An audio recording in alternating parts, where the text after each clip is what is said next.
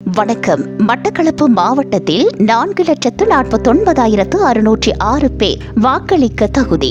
இனி விரிவான செய்தி. மட்டக்களப்பு மாவட்டத்தில் இதுவரை 11 வன்முறை மீறல்கள் பதிவாகியுள்ளதாகவும் தேர்தல் பாதுகாப்பிற்காக போலீசார் பல பகுதிகளிலும் பணிகளில் அமர்த்தப்பட்டுள்ளதாகவும் மாவட்ட அரசாங்க அதிபர் ஜே முரளிதரன் தெரிவித்துள்ளார். மட்டக்களப்பு மாவட்டத்தில் இடம்பெற்ற ஊடகவியலாளர் சந்திப்பின் போதே அவர் இவ்வாறு குறிப்பிட்டார்.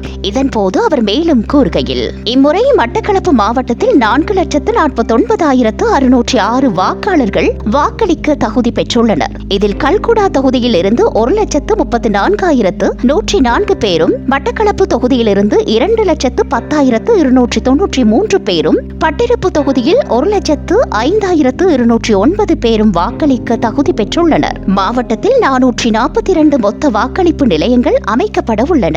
அதில் கல்குடா தொகுதியில் 123 வாக்களிப்பு நிலையங்களும், மட்டக்களப்பு தொகுதியில் 197 வாக்களிப்பு நிலையங்களும், பட்டிருப்பு தொகுதியில் 122 வாக்களிப்பு நிலையங்களும் அமைக்கப்பட உள்ளன. இம்முறை நடைபெறவுள்ள ஜனாதிபதி தேர்தலுக்கு 13,116 பேர் தபால் மூல வாக்களிப்புக்கு தகுதி பெற்றுள்ளனர். இதுவரை மாவட்டத்தில் 11 தேர்தல் மீறல்கள் பதிவாகியுள்ளன.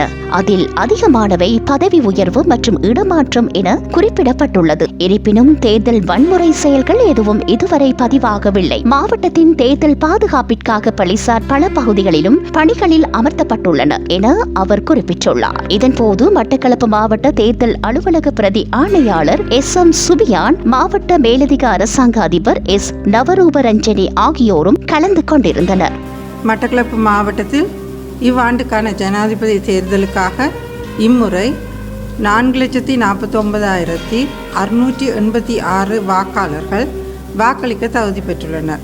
அவர்களில் கல்குடா தொகுதியிலிருந்து 1,34,104 பேரும், மட்டக்களப்பு தொகுதியிலிருந்து 2,10,293 பேரும், பட்டிருப்பு தொகுதியிலிருந்து 1,05,289 பேரும் தகுதி பெற்றுள்ளனர். இம்முறை மட்டக்களப்பு மாவட்டத்தில் வாக்களிப்பதற்காக அமைக்கப்பட்டுள்ள மொத்த வாக்கெடுப்பு நிலையங்களின் எண்ணிக்கை 442 ஆகும். அவற்றில் கல்குடா தொகுதியில் 123 நிலையங்களும், மட்டக்களப்பு மாவட்டத்தில் 197 நிலையங்களும், பட்டிருப்பு தொகுதியில் 122 வாக்கெடுப்பு நிலையங்களும் அமைக்கப்பட்டுள்ளன. தபால் மூலம் வாக்களிப்பதற்காக 13,116 பேர் வாக்காளர்களாக தகுதி பெற்றுள்ளனர். தபால் மூலம் வாக்களிப்பதற்காக செப்டம்பர் மாதம் 4ஆம் தேதி மாவட்ட செயலகம், தேர்தல்கள் அலுவலகம், போலீஸ் நிலையங்கள் போன்ற இடங்களிலும், 5, 6 செப்டம்பர் மாதத்தில் ஏனைய அலுவலகங்களிலும், 11ஆம் தேதி 12ஆம் தேதி செப்டம்பர் மாதத்தில் குறித்த தேதிக்கு வாக்களிக்க தவறிய வாக்காளர்களுக்கும் மட்டக்களப்பு தேர்தல் அலுவலகத்தில் வாக்கெடுப்புகள் இடம்பெறும். தேர்தல் முன்னேற்பாட்டு கடமைகள் தற்பொழுது நடைபெற்று கொண்டிருக்கின்றன.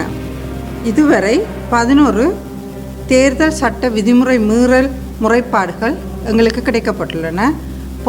அதிகமாக அவை இடமாற்றங்கள், பதவி உயர்வுகள் தொடர்பான முறைப்பாடுகளாகவே இருக்கின்றன. மட்டக்களப்பு மாவட்டத்தில் இதுவரை எந்த ஒரு வன்முறையான செயல்களும் எங்களுக்கு பதிவு செய்யப்படவில்லை.